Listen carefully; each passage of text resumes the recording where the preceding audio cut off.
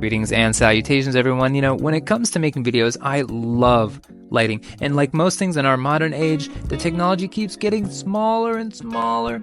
But again, like most things, it's really not the size of your equipment that counts as long as you can operate it properly. What'd you think I was talking about? Get your mind out of the gutter and welcome back to the Diamond Mine. As always, I'm Diamond Mine, and today we're going to be checking out this adorable little cutie pie. You like what I did there?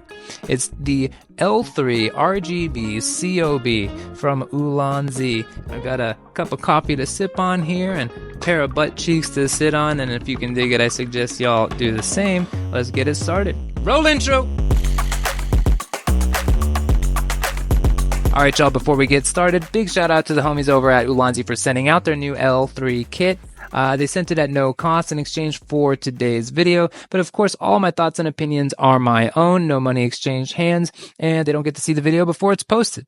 That being said, it's one of those adorable little cube lights that we've all seen a million times before, but this one has a really interesting and innovative twist, if I do say so myself, but we'll get to that in just a minute. First, if you dig lighting and content creation with a dash of cardistry and sleight of hand, do me a huge favor and like, share, subscribe, hit all the buttons, and do all the things. Yo, we actually have a giveaway going on right now, so stick around till the end of the video for details on that. Every bit of support is appreciated. Glory and praise beyond the all-giving subscribe button, of course. Now, not only is this the U's third generation of these adorable little cube lights, and much improved if I do say so myself, they've actually leveled up their game big time because this kit has tiny little hard light modifiers. Alright, so let's check out our first scenario. It's one of my favorite to shoot, and that's product video. For my product, I wanted to go with this 2.5-inch grip head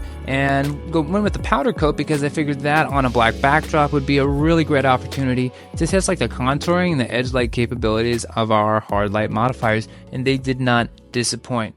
Now, if you didn't know, light straight out of the chip produces some of the crispiest shadows that you're going to get out of a light fixture. It also spreads it across a 180-degree beam angle, which is going to diminish what little 5 watts we're working with to begin with. So that gave me a chance right out the gate to try our projector mount, or our conical snoot. Is it a snoot?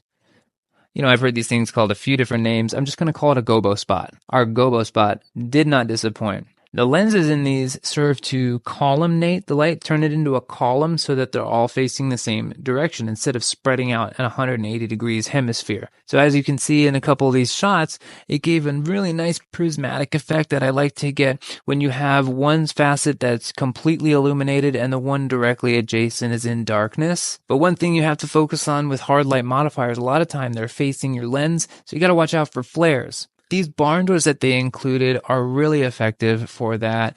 The leaves are actually built in a functional shape, which a lot of smaller barn doors aren't, and they have this textured set of lines that kind of changes the reflectivity in a really nice way. Plus, they even have this like lens that's kind of like a Fresnel lens and a bunch of like reflective coating on the inside.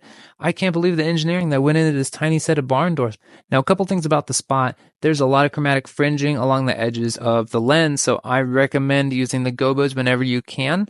Now, this actually came up because the spot by itself was ironically too big for our backdrop with the gobos, so it gave me an opportunity to try out our little gobo chips, and they're just made of plastic, and they don't feel like they'd really do much of anything except look like gobos, but it was actually surprisingly effective.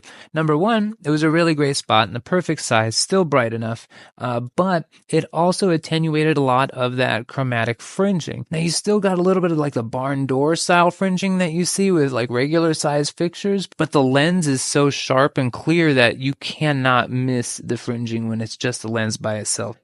So that's kind of a pro and a con at the same time. Now, lastly, I mentioned just a moment ago, it's only 5 watts and it's RGB on top of it. But as you can see here, even with another light going, you can make out that spot no problem. So it's surprisingly bright, especially with these modifiers focusing all the light in one direction like that. Great job, Ulanzi. All right, now let's check out our next scenario, which is, of course, magic and playing cards. You guys know me. As soon as I shoot just a regular product video, my mind immediately goes to my favorite product to shoot, playing cards. This actually turned out to be another really great opportunity to use this circle spot, but also the line. I really liked that one. I was surprised that the line is usually a thin line, but this one ended up being more like a highlighted rectangle. The L3 kit comes with 6 gobos, from your classic Venetian blinds to a heart, even a maple leaf, and your classic dot and a line. Okay, our third and last scenario is to use our L3 as a general prop. And honestly, I think it would just look great like on a desk, especially visual interest on a channel like ours talking about cinematography and lighting and how to make videos, especially with that little tiny triple riser they included in their last set of mini cobs that they released. Ulanzi released these tiny set of soft light modifiers, and don't get me started on that, I will be rambling for 20 minutes. But no, this little jewel is also the perfect candidate for sci-fi tech, or magic with the CK, or whatever fantastic, whimsical illumination your little fancy can conjure up. But remember, subtlety. We're using a fine chisel, not a sledgehammer. Sometimes you need a 300C at 97% on blast through a book light, but sometimes the tiniest glow is all we need. Because it's not the size of the cob. Because it's not the size of the cob, ladies and gentlemen. Ladies and gentlemen. And we've come full circle. Full circle. It's not the size of the cob, ladies and gentlemen. And we've come full circle.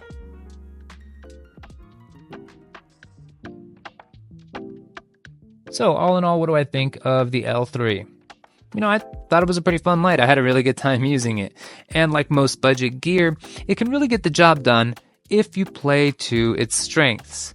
Now, I want to say congratulations to Ulanzi on another innovative and creative design. I'd be really curious to find out if this came out of their design program. They've got some sort of design submission program on their website where if they use your design, you get credit for it and commissions on sales or something like that. And this and that funky COB light they put out with the umbilical cord last year, I'd be surprised if they didn't come out of that customer design program. It's pretty cool.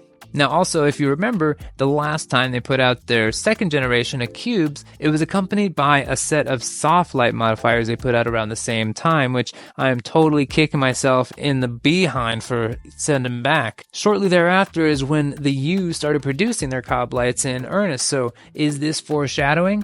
I don't know, it'd be really cool if it were. Now, I'm sure we're not going to be dealing with the next dado light or anything like that, but I'm sure it'll be really good for some kind of job, and I know it'll come at a respectable, if not respectful, price tag. Alright, y'all, for everyone who stuck around this long, let's talk about giveaway details. We are on the road to 500 subs right now. That's right, the big 500. So as soon as we cross that threshold, I'm grabbing a random share notification, and one lucky subscriber is going to win our starter content creator package. It's a really fun package. We're including 2 pocket LEDs, one in daylight, one RGB, and 2 tube lights as well, both RGB, plus this really super dope selfie stick / tripod. It's got a built-in phone clip, but obviously you can use it with a camera as well. It's got a quarter 20 right there, built-in ball head, and doubles as a tripod. That's 5 feet long.